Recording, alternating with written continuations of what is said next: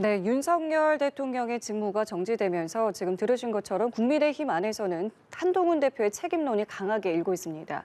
또 이재명 대표는 국정안정협의체를 꾸리자고 제안하기도 했는데요. 예, 최수영 시사평론가 김준욱 전 민주당 대변인과 함께 이 내용 자세하게 짚어보도록 하겠습니다. 두 분 안녕하십니까? 안녕하십니까? 예, 탄핵안 가결 이후에 지금 여야 모두 사퇴 수습에 한 목소리를 내고 있습니다. 먼저 조금 전에 저희가 들은 것처럼 이재명 대표가요. 국회와 정부가 함께하는 국정안정협의체 구성을 제안을 했습니다. 일단 관련해서 정부도 협력하겠다라는 입장을 밝히긴 했습니다만은 국민의힘에서는 좀 부정적인 입장을 냈던데 이재명 대표의 이 제안에 대해서 어떻게 보셨습니까? 이재명 대표의 제안은 여러 가지 좀 속셈이 깔린 거라고 좀 볼 수 있죠. 그러니까 지금 대통령이 직무가 정지된 상태에서 지금 소수 여당이 있고 그다음에 총리가 탄핵 소추 운운하는 이런 상황에서 이제 이 직무 수행을 이해받았기 때문에 예. 정부의 주도권을 좀 고삐를 확실히 당기자 그런 의도가 있는 것 같아요. 그러면서 민주당도 굉장히 안정된 수권 정당으로 뭔가 다음에 대통령 선거에서 우리가 정권을 찾아올 수도 있다. 그런 가능성을 보이기 위해서 미리 훈련하고 좀 약간 우리가 여기에 대해서 지원도 한다. 이런 이제 모양새를 연출하는 것 같아요. 그런데 법적으로 저는 사실은 그러니까 총리실과 국민의힘 대응이 다를 수 있는 거는 저는 인정합니다. 왜냐하면 총리실에서는 어쨌든 지금 임시적으로 제한적으로 지금 아주 상황 관리와 안정적 운용을 해야 되는 총리 입장에서는 거대 야당의 지원과 협조가 절실한 상황이니까 협의체가 가동이 된다 그러면 정부 입장에서는 필요한 사안이라든가 협조받을 사안들을 분리해서 보고도 하고 그다음에 지원도 받고 이렇게 할 것 같은데 국민의힘 입장에서는 이건 좀 다른 문제죠. 왜냐하면 아직도 엄연히 대통령입니다. 윤석열 대통령이고 다만 직무가 헌재 판결이 나올 때까지 정지돼 있다는 것뿐이지 대통령의 권능은 다 살아있는 거죠. 다만 정지됐다는 의미죠. 그래서 만일 대통령이 탄핵이 되었을 때는 정말 임시 거국 내각식으로 선거관리, 국정관리 위해서 안정적 협의체를 운영하는 건 별개의 문제지만 지금은 아직도 국민의힘 책임하에 그 정부 여당으로서 소신 있게 이 정부를 운영해야 되는 것도 사실 국민의힘의 또 입장이 맞죠. 다만 지금 여기에서 너무 끌려가게 될 경우에는 그렇지 않아도 좀 지도부가 무력화되고 있는 상황에서 민주당의 페이스에 말릴까 봐 그런 생각을 하면서 하는 그런 의도도 있지만 어찌됐건 법적으로나 지금 여러 가지 상황적으로 또 지금 그 한독수 내각이 잘 그래도 아직까지는 외교안보 모든 측면에서 안정적 관리를 하고 있기 때문에 여기서 민주당이 너무 갑자기 이렇게 들어와가지고 요즘 시참바로 훅 들어온다 그러죠. 이렇게 해가지고 갑자기 민주당이 이렇게 판을 짜가지고 운영하는 식으로 하는 거는 이거는 절대 받아들일 수 없다는 것 같은데 실제 권성동 대표 말대로 정말 민주당이 이런 의도가 있었으면은 윤석열 정부 초기부터 이렇게 협조를 하고 거국내각식으로 운영했으면은 사실 오늘 같은 좀 비극적인 얘기도 없었을 수 있었을 텐데 좀 만시지탄의 감은 있습니다만은 이재명 대표의 제안은 여러 가지 정치적인 그런 여러 가지 속내를 노린 그런 노림수 같다는 생각이 듭니다. 그럼 이재명 대표가 말한 이제 국민의힘은 여당이 아니라 제2당이다. 이 부분도 좀 적절치 않다라는 입장이시고요. 그렇죠. 지금 아직 그러면 이재명 대표는 지금 현행법을 정치 상황이 이렇다고 현행법을 무시하는 것 아닙니까? 아직은 엄연하게 대통령입니다. 야당이 아닙니다. 예. 예, 알겠습니다. 지금 국민의힘 측 권성동 원내대표 같은 경우에는 야당이 여당 된 것처럼 행동하는 것 같다. 그래서 부적절하다. 이런 식으로 강하게 비판을 했거든요. 어떻게 들으셨습니까? 일단 그 부분에 대해서 제가 좀 동의하기는 좀 굉장히 어렵다. 이번 12.3 내란 사태가 결국은 윤석열 대통령의 탄핵안 가결로 결론이 났지 않습니까? 예. 그래서 지금 많은 국정이 혼란한 상황 속에서 이 부분에 대한 그 안정을 좀 빠르게 정상화 과정을 거치자라는 것이 오늘 이재명 대표의 담화 그 성명 내용인데 이 부분에 대해서 권성동 원내대표가 일단 거부하고 나선 건 좀 잘못됐다라고 보여지고요. 윤석열 대통령이 현실 세계에 대한 어떤 인정을 안 하는 줄 알았는데 권성동 원내대표마저도 같은 모습을 보여준다라는 부분은 굉장히 실망스럽다. 이번에 윤석열 대통령의 탄핵 사태에 대해서 정말 지금 아직 여당을 주장하고 계시는 국민의힘에서는 책임이 없습니까? 저는 책임이 가볍지 않다라고 보여지는데 지금 윤석열 대통령의 탄핵으로 인해서 그 직무가 정지됐습니다. 그럼에도 불구하고 여당이니까 계속해서 국정 운영의 주도권을 우리가 가져가겠다.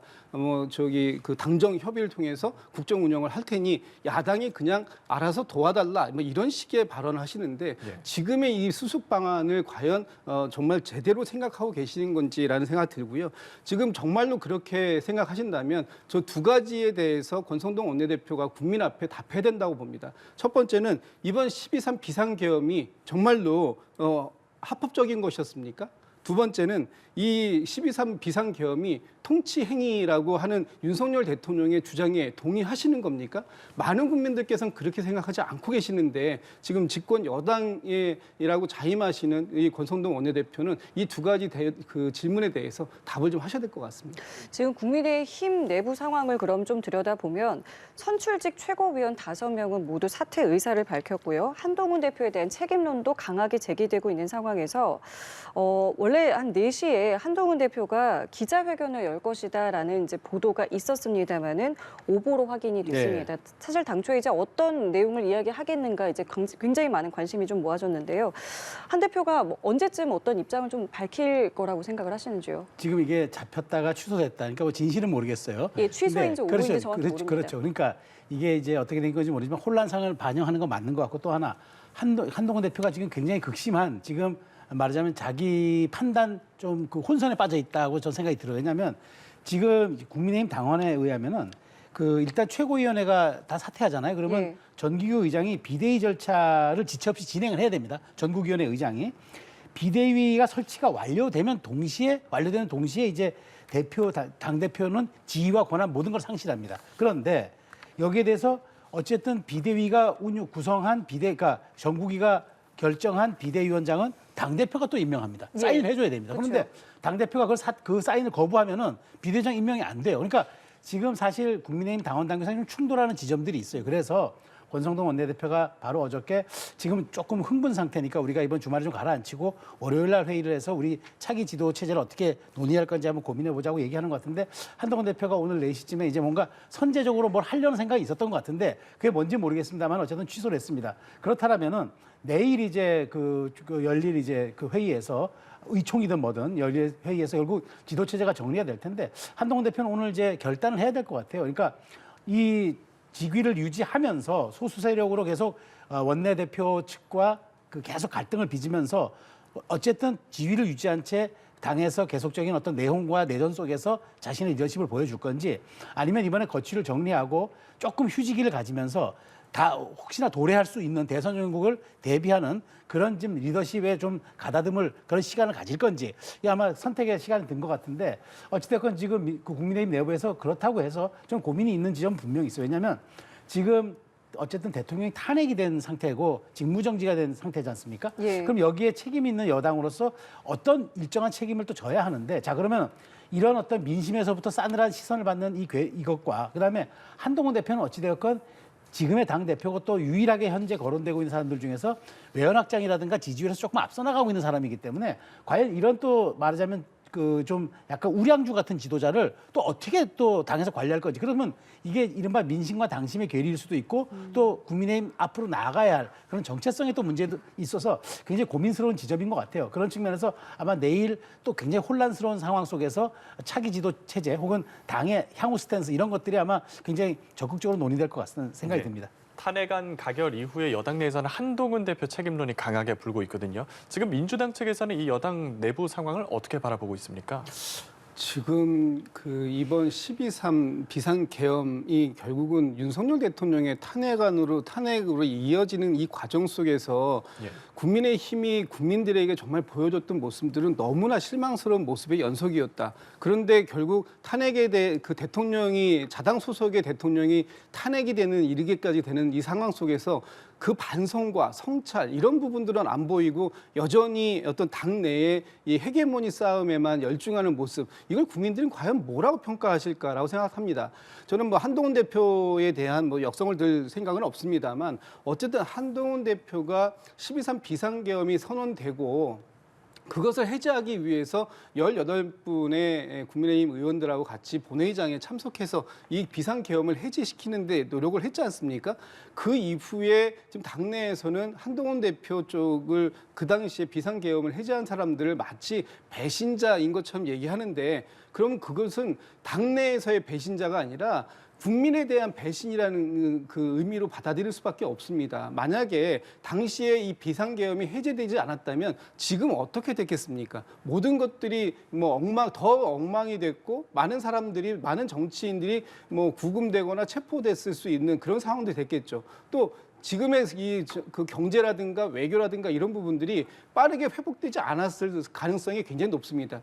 좀 전에 그 기사를 보니까 오늘 백악관에서 이렇게 평가를 했더라고요. 어제 탄핵 사안에 대해서 한국의 민주주의와 법치주의의 회복력에 대해서 높게 평가한다.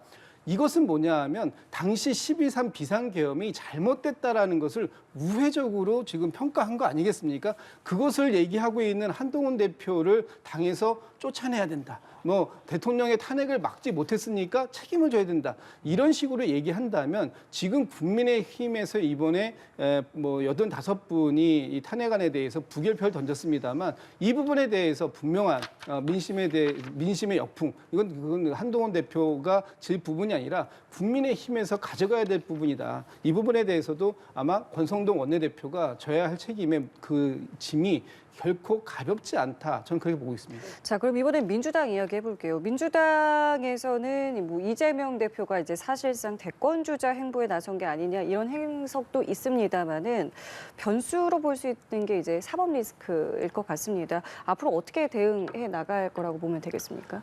그거는 이재명 대표의 뭐 지금 그 선거법 위반 예. 1심 판결을 말씀하시는 것 같은데 그거는 이제 이재명 대표뿐만 아니라 우리 민주당도 이 사안에 따라서는 뭐 400억이 넘는 거액을 또 국고에 반환해야 되는 그런 상황이 있기 때문에 차분하게 법률적 대응을 해 나갈 것입니다. 이 부분은 이 부분대로 저희가 진행하면 되는 것이고요. 마치 이것 때문에 이번 탄핵을 민주당이 밀어붙인 거냐 이렇게들 보시는 그 지금 국민의힘에서는 주장을 하는데 이번 12.3 비상계엄을 민주당이 선포한 것입니까? 아니죠. 윤석열 대통령이 위헌적이고 위법적인 비상계엄을 발동하면서 지금 이 모든 상황을 초래한 것입니다. 그런 상황이 아니었다면 윤석열 대통령의 탄핵안이 국회에서 200석이 넘는 국회의원들의 찬성으로 통과될 수 있었겠습니까? 절대 그렇지 않았을 것입니다. 또 국민들도 그 부분에 대해서 인정하지 않았을 거예요. 하지만 대다수의 국민들께서 엄동설안에 나오셔서 윤석열 대통령의 탄핵을 요구하고 지지했던 이런 상황들을 보면 이것은 이재명 대표 개인의 사법 리스크하고는 관계가 없는 것이다라는 부분을 명확하게 말씀드리고 이 부분은 앞으로 당과 이재명 대표가 차분하게 지금 앞으로 진행되는 이 법률적 사안에 따라서 그 대응해 나갈 것이다 이렇게 보고 있습니다. 예.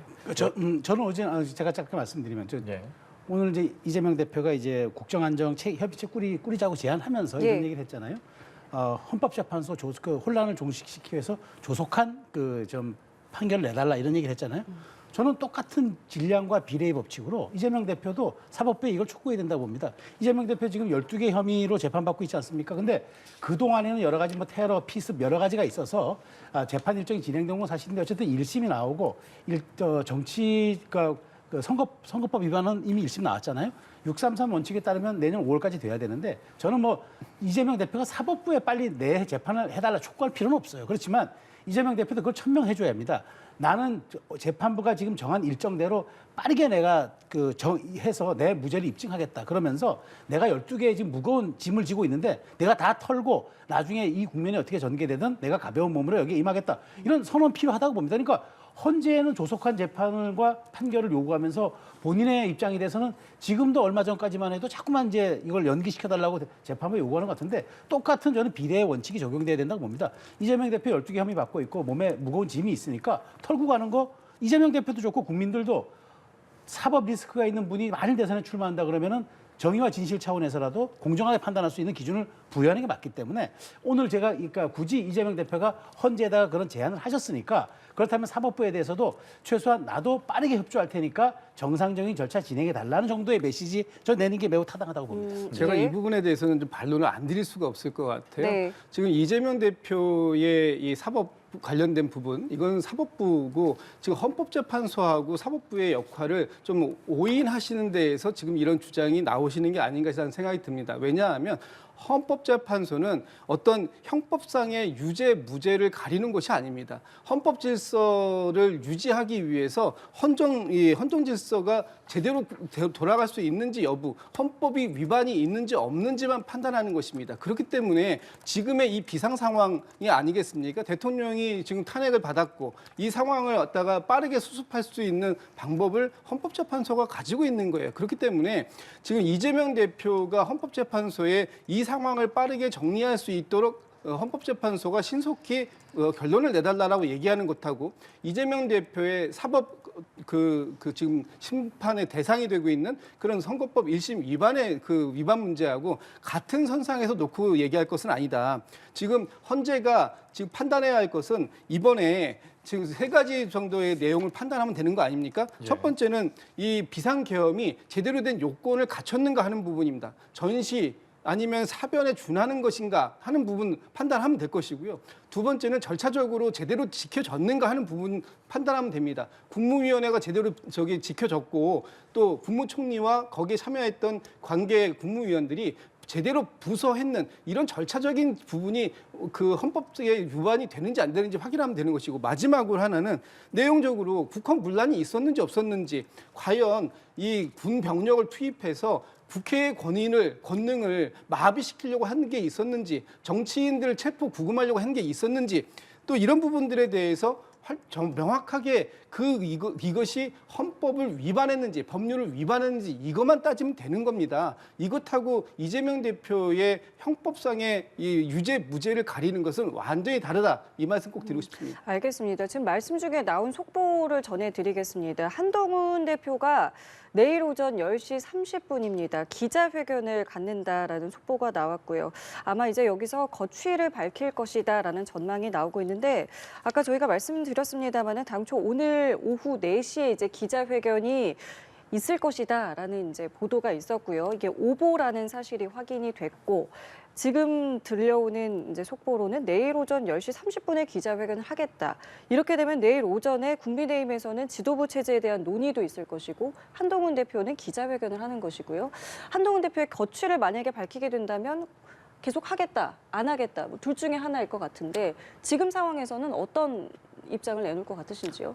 한다는 게 과연 큰 지금 의미가 있을까요? 이미 의총에서도 지도부가 다 사퇴하기로 마음을 다 얘기했고 예. 이미 한동훈 대표의 리더십은 무력화가 됐는데 실질적으로 여기에서 내가 당대표 내려오지 않고 내가 비주류의 리더로서 내가 하겠다. 근데 그게 큰 의미가 있을지 모르겠는데. 그렇다면 왜 내일 오전일까요? 아니 내일 좀 시간을 버는 것 같아요. 일단 오늘 정도 측근들일 수도 있죠. 근데 향후 이제 내가 어떤 식의 진로를 낼까? 그러니까 그만둔다 하는 게 중요한 게 아니라 내가 앞으로 그만둔 상태에서 어떤 역할과 어떤 내가 입장을 통해서 여권의 한 리더로서 내가 축을 담당할 것이다. 이 얘기가 중요한 거지. 사실 사퇴하겠다는 건 큰 의미가 없을 수 있어요. 근데 이후에 내가 뭘 하겠다. 그러니까 그거는 굉장히 중요한 포인트고. 그래서 아마 지금 내일 오후 3시로만 긴급 의총을 또 국민의힘이 잡은 것 같아요. 그러니까 한동훈 대표의 기자회견을 보고 당의 이제 향후 이제 리더십 문제, 지도체제 문제, 그다음에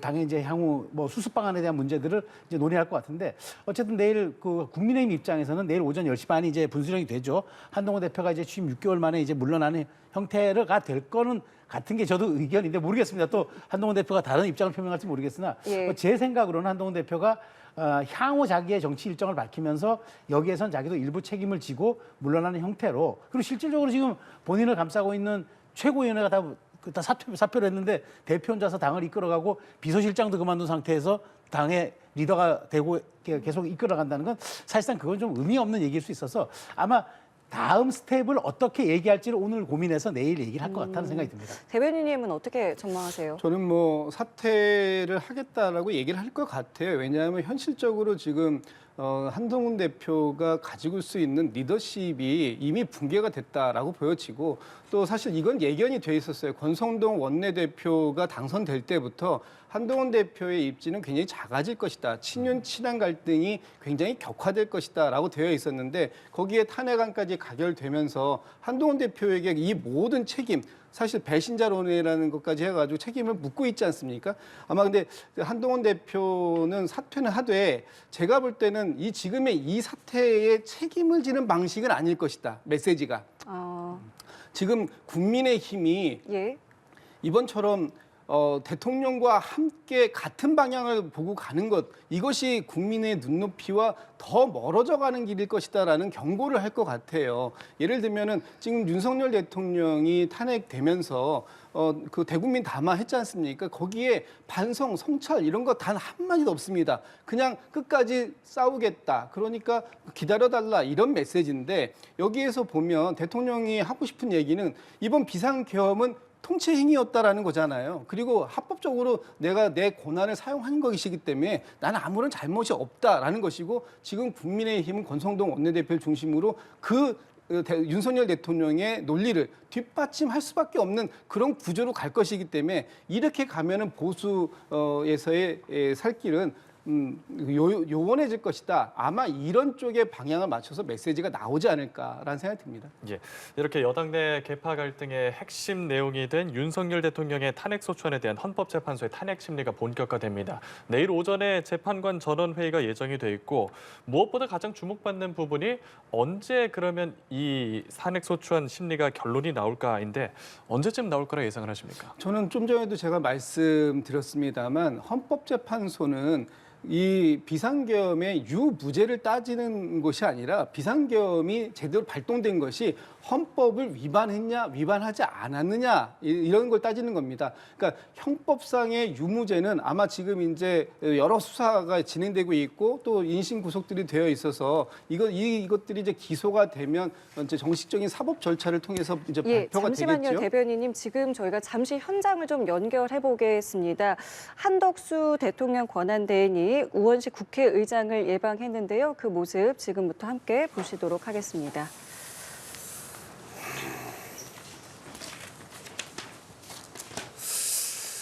국가적으로 아주 중요한 국면에서 대통령 직무대행이라는 큰 책임을 맡으셨습니다. 정말 국민들에게 정말 잘해야 되는 국면인데 하여튼 이번이 대통령에 대한 탄핵 소추가 3번째인데 탄핵이라고 하는 것이 국가적으로 보면 참 좋은 일이 아니죠. 근데 국민의 뜻이 모인 일이고 국가적인 불행을 국민이 바로잡는 그런 일이기 때문에 이제부터 상황을 잘 수습하고 국정을 안정시키는 일, 그것이 무엇보다 중요하다 이렇게 생각합니다. 그런 점에서 국정 운영의 대원칙은 국정의 중심은 국민이다라고 하는 대원칙을 제대로 확립시키는 그런 과정이 돼야 될 것 같습니다. 저도 어제 그런 얘기를 했습니다만 앞으로 국정 운영은 대외 신인도를 회복하고 민생 경제를 복원하는 일, 그것을 중심에다 놓고 일을 해야 된다 이런 생각을 가지고 있고요. 그러자면 경제, 외교, 국방 이런 부분에서 모든 면에서 대내외적인 불안을 해소하고 또 우려를 빠르게 해소해서 제자리로 올 수 있도록 그렇게 함께 노력을 해야 된다고 생각합니다. 그런 점에서 정부, 국회가 함께 협력하고 합심해서 이 위기를 극복해 가야 된다 이런 생각이고요. 국회의장도 우리 경제와 안보의 불확실성을 해소하기 위해서 적극적으로 협력할 생각입니다. 민생 부분은 더욱 각별하죠. 이 골목 경제, 바닥 경제가 정말 굉장히 어렵다는 게 국민들의 하소연입니다. 이제 그런 속에서 바닥 경제에 아주 가까이 가 있는 국회의원들의 역할이 매우 중요하고 그렇기 때문에 국회는 이것을 극복해 가는 데 있어서 더 큰 책임을 지고 또 역할을 해야 하는 그런 각오를 해야 된다 이렇게 생각을 하고 있고요. 저도 이 과정에서 각국 의회에 대한민국의 민주적 회복력에 대해서 신뢰해달라고 하는 그런 서신도 보낸 바가 있는데요. 앞으로 그런 속에서 우리가 빠르게 국정과 민생을 안정시키기 위해서 세계 각국의 우리의 이렇게 그 안정된 모습을 보여나가는 국민의 민생을 잘 챙겨나가는 모습을 보이는 것이 가장 강력한 민주주의 회복력에 대한 신호가 아닐까 이런 생각합니다. 우리 그 대행께서도 국회와 협력해서 이런 위기를 극복해야 된다라고 하는 생각을 갖고 계신 것으로 제가 알고 있고 어제 대행이 되시자마자 저한테 전화해서 오늘 약속을 이렇게 잡게 됐는데 이 협력의 중요한 출발이 아닌가 이런 생각을 하면서요.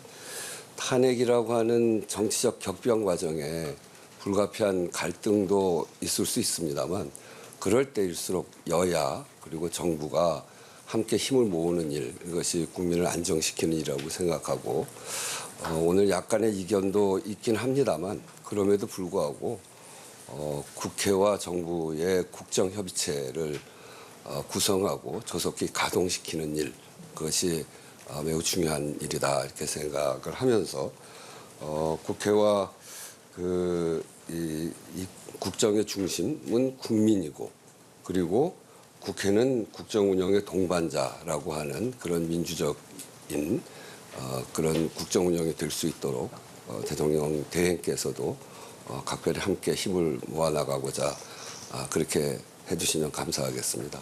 특히 오늘 이것과 관련된 여러 가지 이야기를 비공개 과정에서도 이야기를 하고 많은 논의가 있기를 기대하겠습니다. 우선 이렇게 대단히 어려운 시기에 제가 의장님께 시간을 좀 내달라고 전화를 하자마자 즉각 수용을 해주셔서 정말 감사합니다. 어제 대통령 탄핵 소추안이 가결되었습니다. 대통령 권한대행 겸 국무총리로서 무거운 책임을 느낍니다. 현 상황의 조속한 수습과 안정된 국정 운영이 제 긴 공직 생활의 마지막 소임이라 믿고 전력을 다하겠습니다. 지금부터 가장 중요한 것은 국가의 안위와 국민의 일상이 한치의 흔들림 없이 유지되도록 하는 것입니다. 정부는 한미일, 그리고 많은 우방국들과 신뢰를 유지하고 안보 태세를 굳건히 하고 외교, 경제, 또 의장님께서 방금 강조해 주신 민생, 특히 어려운 분들의 민생, 치안 등 국정의 모든 분야가 원활하게 작동하도록 혼신의 힘을 다하고 있습니다. 제가 방금 의장님 방문하기 전에도 국무위원들끼리 모두 모여서 현재의 상황을 점검을 하고 왔습니다. 이 과정에서 정부가 하는 모든 판단과 실행은 헌법과 법률에 따른 것이어야 하며 우리가 사랑하는 대한민국의 미래를 위한 것이어야 한다고 생각합니다. 정부는 오로지 국민만 바라보며 위기 극복에 최선을 다하겠습니다. 정부의 모든 판단 기준을 헌법과 법률, 국가의 미래에 두겠습니다. 정부는 이를 위해 방금 의장님께서 강조해 주신 바와 같이 국회와 긴밀히 협력하고 소통하겠습니다. 나라와 국민을 생각하는 마음은 의장님과 여야가 모두 다르지 않다고 생각합니다.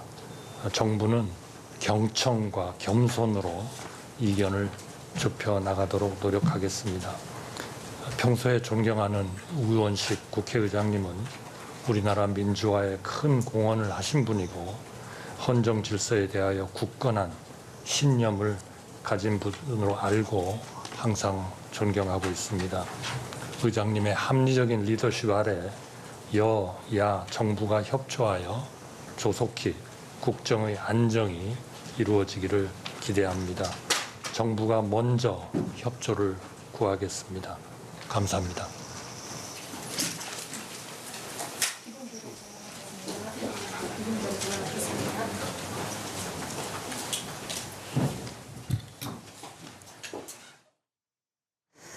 예, 지금까지 한덕수 대통령 권한대행이 국회를 찾아서 우원식 국회의장을 예방한 모습 함께 보셨습니다. 우원식 국회의장은 국정 운영의 중심은 국민이고 앞으로 국회도 협력하겠다라는 뜻을 밝혔고요. 그에 앞서서 저희가 이제 헌재 탄핵 심리 속도에 대해서도 이제 두 분께 여쭤봤는데 일단은 이 탄핵 심리 속도를 어떻게 보시는지 짧게 좀 여쭤보겠고 네. 지금 이제 두 인물의 대화도 보셨는데요. 네. 앞으로 어떻게 좀 전국이 운영될 것 같으신지도 여쭤보겠습니다. 지금 그 총리가 직무대행으로서 유임받은 거는 굉장히 안정적 상황 관리라든가 제한적으로 권력이 운영돼야지 폭넓게 할 수는 없잖아요. 그렇기 네. 때문에 국회가 반드시 뒷받침해줘야 하고 국회가 총리와 공론을 모아줘야 되기 때문에 국회의장의 저런 얘기는 굉장히 큰 힘이 될 수 있어서 아주 바람직하다 말씀을 드리고 어쨌든 헌재에 대해서는 제가 짧게 말씀드리면 이게 지금 길게 가면 안 돼요. 더더군다나 내년 4월 18일이면 헌법재판관 두 분이 퇴임을 합니다. 그렇기 때문에 4월 18일 이전에 결론 내리는 게 당연하고 아마 지금 국회에서도 6인 가지고 6명의 재판관 가지고 그 결론 내기에는 좀 부족하다고 보기 때문에 바로 지금 나머지 3명에 대한 인사청문 절차를 바로 거쳐서 12월 달에 임명할 걸로 보여요. 그렇다면은 한 100일 정도 박근혜 전 대통령 90일 했죠. 그다음에 노무현 전 대통령 60일 했기 때문에 저는 그런 비슷한 시기 어간에 결론을 내준다면은 어쨌든 인용이든 인용이 아니든 간에 그런 식으로 결론 내줘서 국가의 혼란성과 불확실성을 최소화시켜주는 것. 그래서 국회와 지금 절차적으로 빨리 협조하는 것. 그게 시급한 사안이라고 생각합니다. 예, 저 모습 어떻게 보셨는지 마지막으로 듣겠습니다. 일단 그 권한대행께서 국회에 적극적인 협조를 요청하셨기 때문에 예. 그런 부분들에 대해서 국회도 적극적으로 좀 협조할 것이다. 또 이재명 대표도 그런 말씀을 하셨습니다. 그렇기 때문에 잘 될 거라고 보고요. 지금 가장 무엇보다 필요한 것은 국정이 안정적으로 운영될 수 있도록 여러 곳에서 다 같이 마음을 모으는 것이 아닌가 싶고 권한대행 체제는 저는 한 말씀만 드리면 예. 좀 짧게 가는 것이 바람직하다라는 말씀 드리면서 형사적 유무죄는 수사, 기소, 사법부의 심판 이 방법대로 이제 가면 될 것 같고요. 헌재는 비상계엄이 이 헌법 위반인가 아닌가 요것만 따지면 되기 때문에 굉장히 짧게 빠르게 끝날 수도 있겠다 이런 전망도 좀 해보겠습니다. 예, 알겠습니다. 오늘 두 분 말씀 여기까지 들어보겠습니다. 최소영 시사평론가 김진욱 전 민주당 대변인과 함께했습니다. 두 분 고맙습니다. 감사합니다.